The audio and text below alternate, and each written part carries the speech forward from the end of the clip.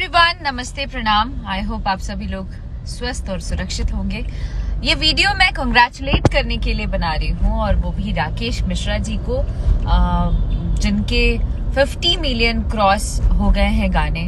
और एक गाना एंड उसके अलावा और भी बहुत सारे गाने जो कि बहुत ही तेजी से ग्रो कर रहे हैं और बहुत अच्छे व्यूज जा रहे हैं। उसके लिए तहे दिल से शुभकामनाएं देती हूँ और कंग्रेचुलेट भी करती हूँ कि ईश्वर करे आप अपने मेहनत के दम पर खूब आगे बढ़ते जाएं, खूब तरक्की करें, और सिर्फ 50 मिलियन नहीं, 100 मिलियन नहीं, 200 मिलियन नहीं, 1000 मिलियन क्रॉस करते रहिए और आए दिन हिट पे हिट देते जाइए।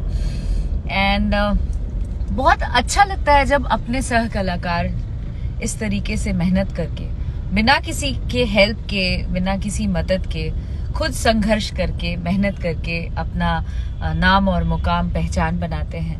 बहुत अच्छा लगता है। दिल से ढेर सारी शुभकामनाएं देना चाहती हूँ फिर से कि आप खूब तरक्की करें और मेहनत करें और आगे बढ़ें। Thank you very much.